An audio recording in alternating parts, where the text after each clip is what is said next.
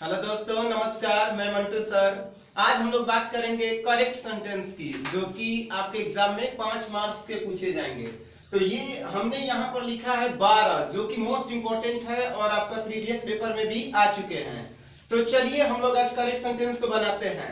तो ये आपका जो है वो क्वेश्चंस है, चूंकि ऑप्शन तो है नहीं, तो आपको चेक करना है कि ये वाक्य सही है या गलत है। तो इसका आंसर भी हम बताएंगे और इसका आंसर को आप नोट कर लीजिएगा, क्योंकि मैं इसका एक्सप्लेन भी करूंगा। ठीक है, तो पहला आपका क्वेश्चन है कि I could bought a car. तो बताइए कहां पे गलत है या ये सेंटेंस सही है? क्या लग रहा है आपको? I could bought a car. तो देखिए यहां पर गलत यहां है बाउट के पास, यानी कि कुड जो होता है वो मॉडल वर्ब होता है, और मॉडल वर्ब आपको मालूम है 10 होते हैं। ठीक है, तो मॉडल वर्ब के बाद V1 का प्रयोग होता है। ये पॉइंट नोट कर लीजिएगा कि मॉडल वर्ब के बाद V1 का प्रयोग होगा, यानी कि यहाँ पे क्या हो जाएगा? Buy, BUY। और मॉडल वर्ब कौन कौन होते हैं? वो 10 होते हैं। Will, would, shall, should, can, could, may, might, must, ought to. ठीक है, आप फिर से ध्यान से सुनिएगा, जो 10 होते हैं। Will, would, shall, should, can, could, may, might, must, ought to. अब दूसरा देखिए, दूसरा है कि I did not wrote a letter. तो यहां पर कहां गलत है आपका? पहला मैंने क्या बताया कि मॉडल के बाद V1, पॉइंट नोट कर लीजिएगा आप, क्योंकि ये इंपॉर्टेंट क्वेश्चंस है।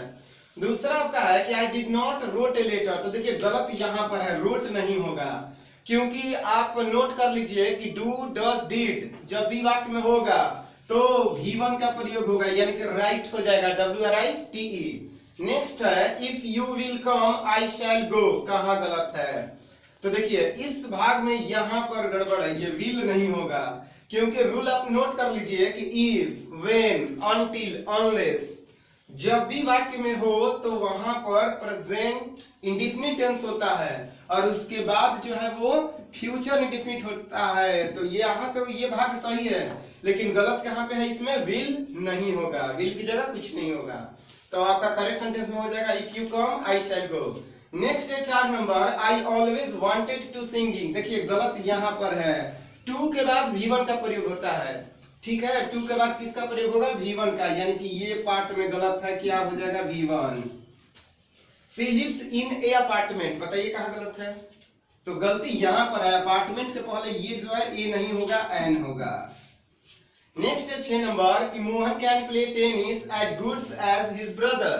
तो देखिए यहां पे ये गलत है, गुड्स, क्योंकि यहां पे क्या होगा? गुड होगा। ठीक है ना।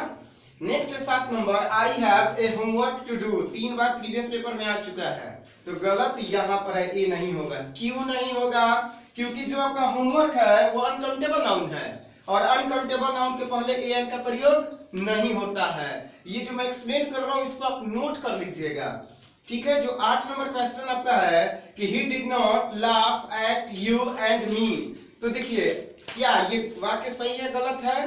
तो ये वाक्य आपका बिल्कुल सही है, क्योंकि देखिए ये जो प्रीपोजिशन है, ध्यान रखिएगा, प्रीपोजिशन के बाद हमेशा ऑब्जेक्टिव केस का प्रयोग होता है। तो ये ऑब्जेक्टिव केस है, ये भी ऑब्जेक्टिव केस है। ये पॉइंट ही ध्यान देने वाली बात है कि वाक्य में अगर प्रीपोजिशन हो और उसके बाद जब भी कोई केस होगा तो वो कौन सा केस होगा? ऑब्जेक्टिव केस होगा। आपको मालूम है ऑब्जेक्टिव केस मी, अस, हिम, हर, ये सब होते हैं। 9 नंबर है कि my daughter looks like I. कहां गलत है बताइए? यहाँ पे गड़बड़ है, ये आई नहीं होगा, क्या हो जाएगा? मी हो जाएगा, क्योंकि लाइक के बाद यहाँ पर कौन सा केस लिखे हैं? मी, ऑब्जेक्टिव केस लिखे हैं। ठीक। नेक्स्ट है 10 number, Sohan requested me go there. बताइए कहां गलत है? तो देखिए ये जो है यहाँ पर गड़बड़ है, गो के पास, यानी कि इसके पहले क्या होगा? टू होगा, क्योंकि देखिए जब एक वाक्य में 2 मेन वर्ब होंगे तो जो दूसरा वर्ब आएगा उसके पहले क्या होगा? टू होगा। 11 number, Rekha is as beautiful as her. बताइए कहां गलत है? तो देखिए गलत यहाँ पर ये हर नहीं होगा, याद रखिएगा। एज के बाद हमेशा नॉमिनेटिव केस, यानी कि क्या हो जाएगा? सी हो जाएगा। एज, यहाँ एज है तो यहाँ हर नहीं होगा, क्या हो जाएगा आपका? सी हो जाएगा। और 12 नंबर का जवाब आपको कमेंट बॉक्स में देना कि 12 नंबर में कहाँ एरर है। वैसे मैं बता दे रहा हूँ ये रिफ्लेक्सिव प्रोनाउन से क्वेश्चन है आपका। रिफ्लेक्सिव प्रोनाउन में आई का माई सेल्फ होता है, वी का आवर सेल्फ होता है। थोड़ी सी मदद हम कर दिए बाकी तो आप खुद ही समझदार हैं। तो इसका जवाब आपको कमेंट बॉक्स में देना है कि इस पार्ट में कहाँ एरर है। तो आपने ये जाना टॉप 12 रूल्स जो कि करेक्ट सेंटेंस है और 5 मार्क्स के, और ये क्वेश्चंस पेपर में आ चुके हैं और इसको अच्छी तरह से देखिए और इसे नोट कर लीजिएगा। कुछ रूल्स है जो मैं फिर से जल्दी से बोल दे रहा हूँ। देखिए, मॉडल के बाद V1, पहला का मॉडल के बाद V1, दूसरा है डू डज डिड के बाद V1 का प्रयोग होता है, इफ व्हेन अनटिल अनलेस के बाद प्रेजेंट इंडेफिनिट, उसके बाद फ्यूचर इंडेफिनिट। 4 नंबर में गलत कहा था कि टू के बाद V1 का प्रयोग होता है। 5वां में क्या था एंड। 6 नंबर में क्या था कि एज एज के बीच में जब एडजेक्टिव और एडवर्ब होंगे तो वो अपना मूल रूप में होंगे। 7 नंबर में क्या होगा, होमवर्क अनकाउंटेबल नाउन है, इसके पहले ए एंड का प्रयोग नहीं होगा। प्रीपोजिशन के बाद ऑब्जेक्टिव केस का प्रयोग होता है, लाइक के बाद ऑब्जेक्टिव केस।